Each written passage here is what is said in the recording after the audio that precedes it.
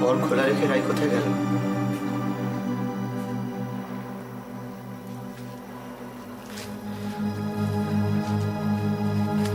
রাই,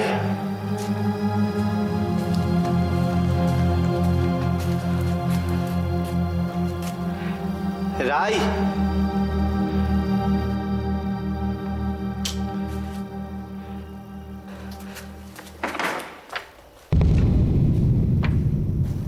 কে? রাই,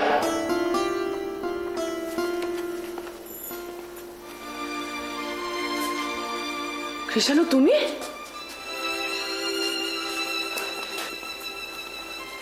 হ্যাঁ কাকিমা। আচ্ছা, আপনি কি জানেন রাই কোথায় গেছে? তুমি কাউকে কিছু না বলে কোথায় চলে গিয়েছিলে? ওইটুকু একটা কচি বাচ্চা মেয়েকে ফেলে রেখে একবারও ভেবে দেখলে না তুমি? তোমাকে ছাড়া মেয়েটা বাঁচবে কি করে? ভেবে দেখলে না তুমি? কি ভেবেছিলে? বিয়ে করে উদ্ধার করে দিয়েছো তাকে? না কাকিমা, আসলে আমি কোনো কথা শুনতে চাই না। মেয়েটা সারাটা দিন শুধু কেঁদে গেছে, শুধু কেঁদে গেছে। একটা কিচ্ছু খাওয়াতে পারিনি তাকে। শরীরের কি হাল করেছে তুমি জানো?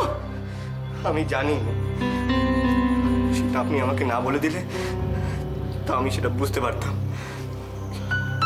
কিন্তু কাকিমা, আমি কি করবো বলুন? হঠাৎ করে আমি কি করবো বলুন বলে 7 খুন মাফ হয়ে গেল কৃষাণু? তুমি জানো মেয়েটা তোমাকে পাগলের মতো ভালোবাসে। সেই জন্য কোনো দ্বিধাবোধ করেনি তোমাকে বিয়ে করতে। আর তোমাকে বিয়ে করার জন্য আজ বাপের বাড়ির দরজা তার কাছে বন্ধ। আর তুমি তুমি কি কৃষাণু? একবারও ভেবে দেখলে না মেয়েটাকে ফেলে তুমি চলে গেলে? আশ্চর্য! সে কিভাবে থাকবে, কি করবে, কি খাবে ভাবার প্রয়োজন মনে করলে না? কোথায় যাচ্ছ সামান্য এই কথাটুকু জানিয়ে যাওয়ার কাণ্ডজ্ঞান নেই তোমার? বিয়ে করেছিলে কেন তুমি? কি দরকার ছিল বিয়ে করা তোমার? কাকিমা, আমি তো নিজে সব দোষ স্বীকার করছি, কিন্তু কিন্তু আমি কোনো কথা শুনতে চাই না তোমার। তোমরা সব পুরুষ মানুষরা সমান, সবাই সমান। তোমাদের কাউকে বিশ্বাস করতে নেই। কাকিমা, আপনি কি জানেন রাই কোথায় আছে?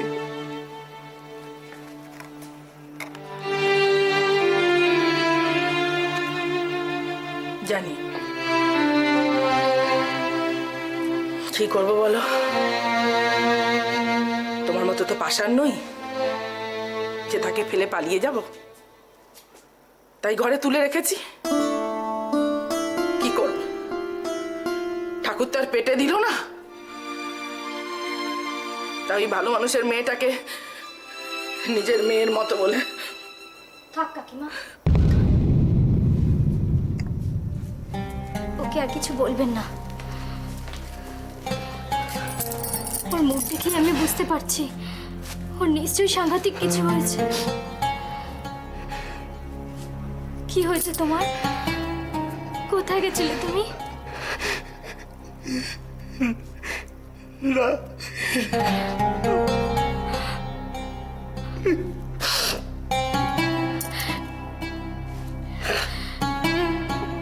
ঠিক আছে,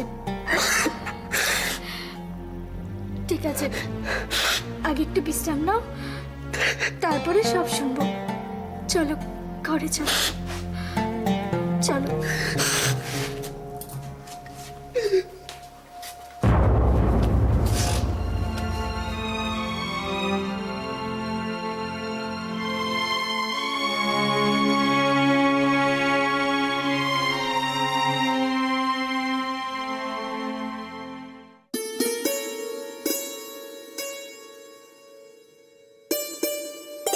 তোর নিজের বাড়িতে ফিরে যেতে তোর কেন এত আপত্তি?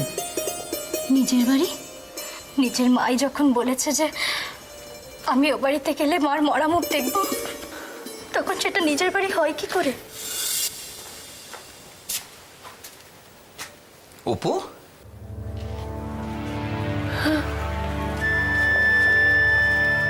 কিরে তুই বললি না তো সকালে কোথায় গেছিলি? ছাড় না দাদা, কি হবে শুনে? না অপু, তুই আমায় কথা দিয়েছিলি ফিরে এসে সব বলবি। বল কোথায় গেছিলি? কি আর চুপ করে আছিস কেন? তাহলে আমি বলি, রাইয়ের কাছে গেছিলি তাই না?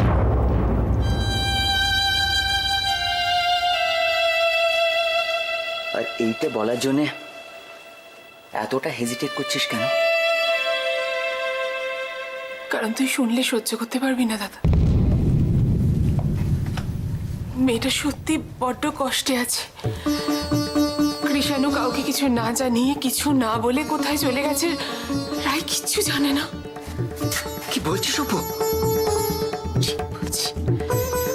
তুই নিজে চোখে না দেখলে মেয়েটা কি অবস্থায় আছে বুঝতেই পারবি না।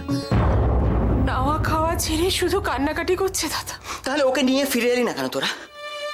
তুই জানিস না রায় কেমন, কত অভিমানী আর কতটা জেদি।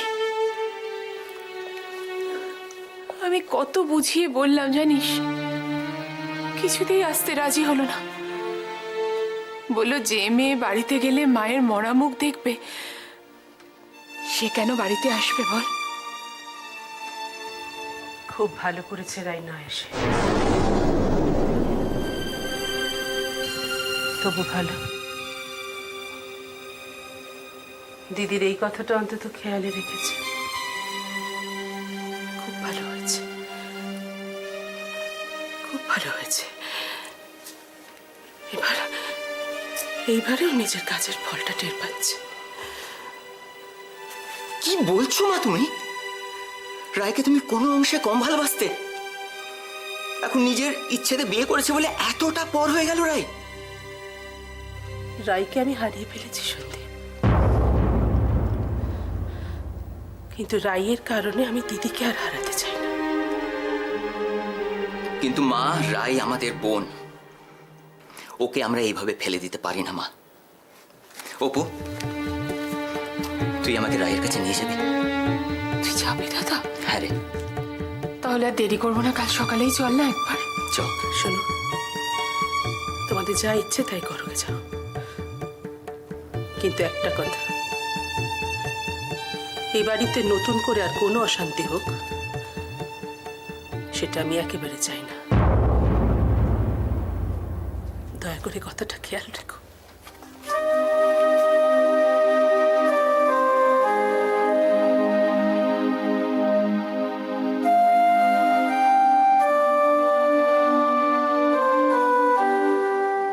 বাড়ির সাথে আমার সব সম্পর্ক শেষ হয়ে গেল রাই। কি বলছো কি তুমি? আমি তো কিছুই বুঝতে পারছি না। আমাকে সব খুলে বলো, কোথায় গেছিলে তুমি?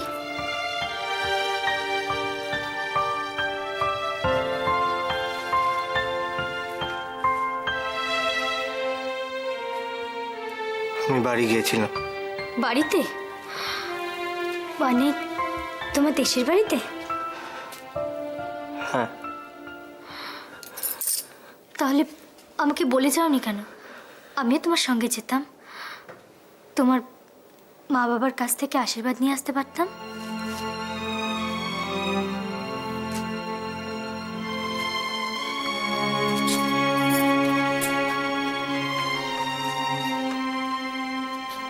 আমাদের আর আশীর্বাদ নেওয়া হলো না রাই।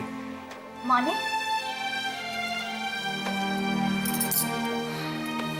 তুমি এভাবে বলছো কেন? কি হয়েছে আমাকে বলো।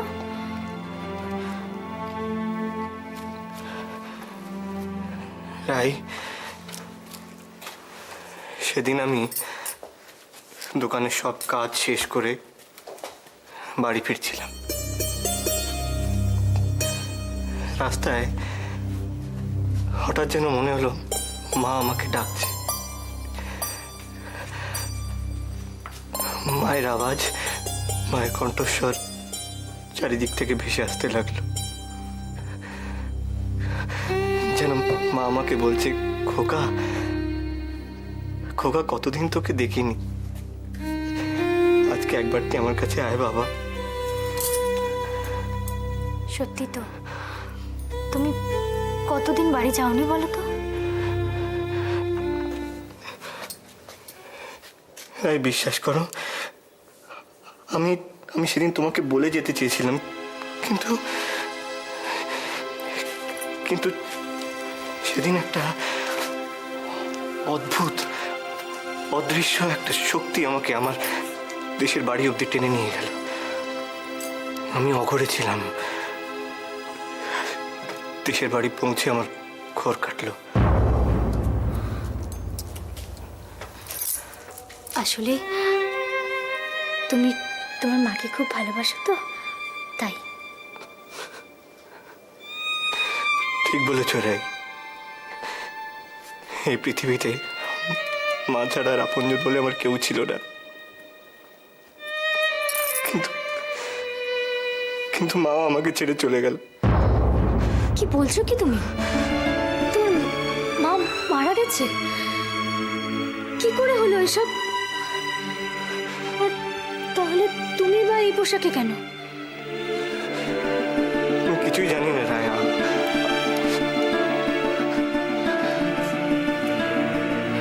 আমি একটা অভাগা ছেলে রাই।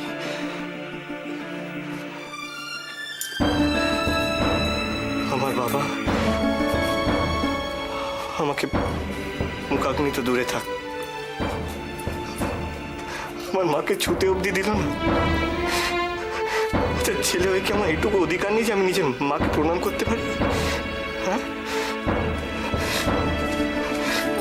বলো রাই, আমি কি দোষ করেছি যে আমি নিজের মায়ের কাজটুকু করতে পারবো না? বলো, আমি কি করেছি? কি এমন দোষ করেছি আমি? ঠিক আছে, তুমি একদম মন খারাপ করো না। আমরা এখানেই অসহ্য পালন করব, আর এখানেই তোমার মার শ্রাদ্ধ শান্তি পালন করব, কেমন? তুমি সত্যি বলছো রাই? আমরা এখানে মায়ের কাজ করতে পারবো?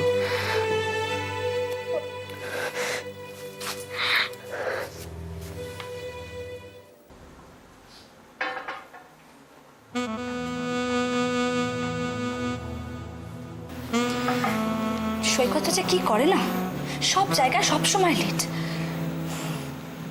একটা ফোন করে দেখি কোথায় আছে, অ্যাটলিস্ট জানি। আজকালকার ছেলেদের কোনো ভরসাই করা যায় না, বুঝলি? যা বলেছিস, এইভাবে অপেক্ষা করানোর কোনো মানেই আছে নাকি? ঠিকই তো, কোনোই মানে হয় না। কোনো মানে হয়? ফোনটা তুলছে না, এরকম একটা জায়গায় একা একা বসে থাকা যায়? এক্সকিউজ মি ম্যাডাম, আপনি কি নেটওয়ার্ক পাচ্ছেন না? আরে অত ভাবছেন কেন, আমরা তো আছি। কি বলিস?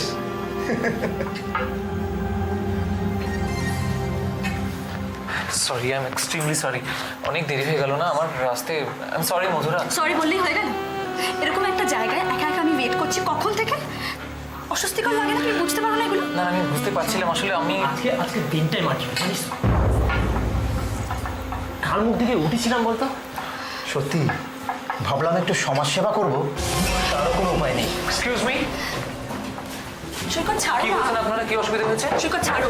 দাঁড়াও দাঁড়াও দাঁড়াও, কি ব্যাপার ভাই?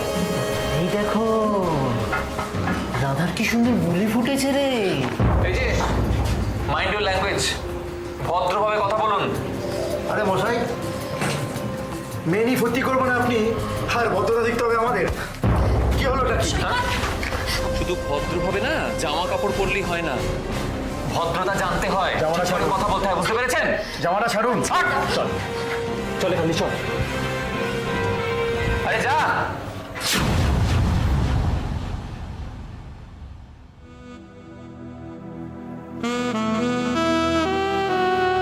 বাহ, বিয়ের আগেই দেখছি তুমি বেশ স্বামী হয়ে উঠেছো।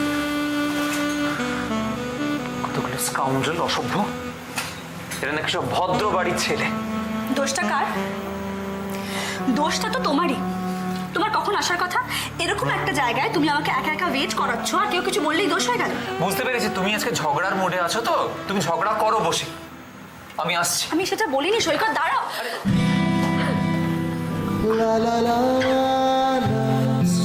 সরি, আমি সরি।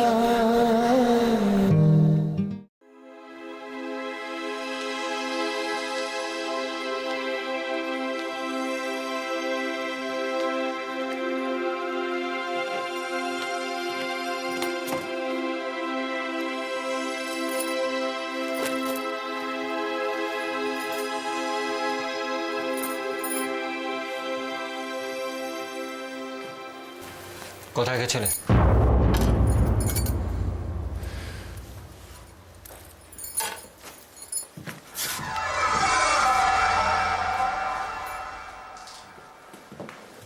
কথা কানে যাচ্ছে না?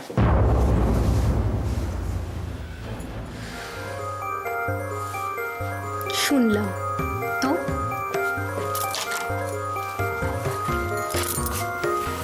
তাহলে উত্তর দিচ্ছ না কেন?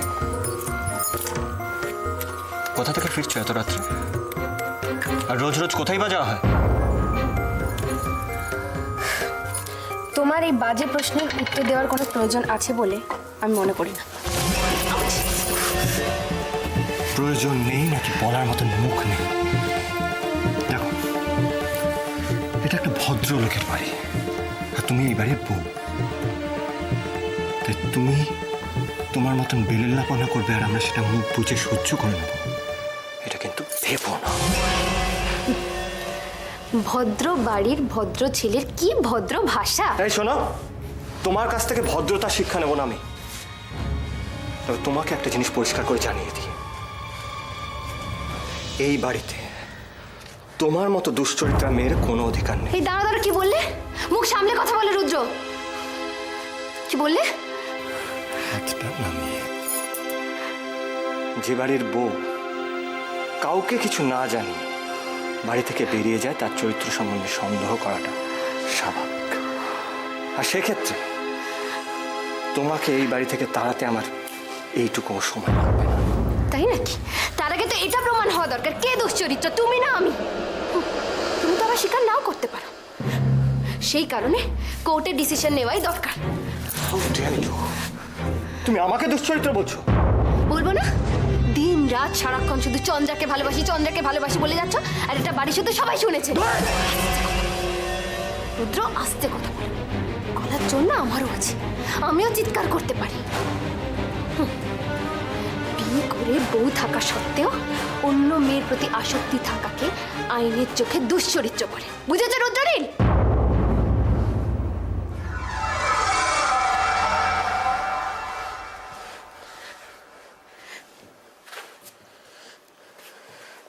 নিজের সীমাটা একটু বেশি ছাড়িয়ে যাচ্ছ না? ধ্রুব আঙ্কেলকে ফোন করবো। ধ্রুব আঙ্কেল ফ্যামিলি লয়ে, সেই বলতে পারবে কে দুশ্চরিত্র, তুমি না আমি।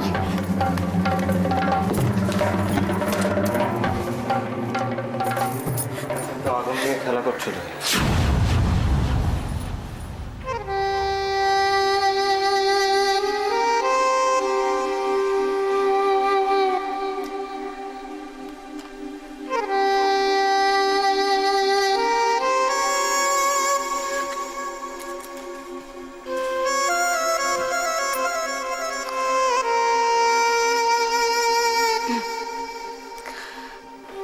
আমাকে যখন বিয়ে করেই ফেলেছ, তখন আমাকে মেনে নেওয়া ছাড়া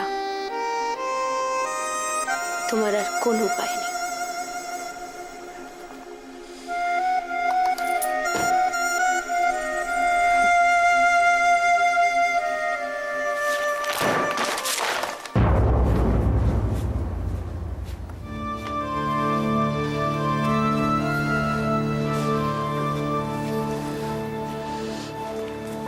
সাবধানে ধরে।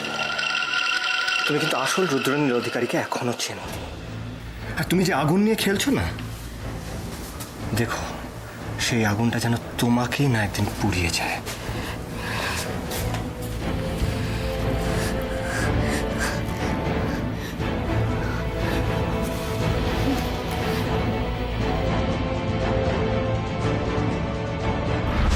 তুমি কিন্তু আসল রুদ্রনীল অধিকারীকে এখনো চেনো।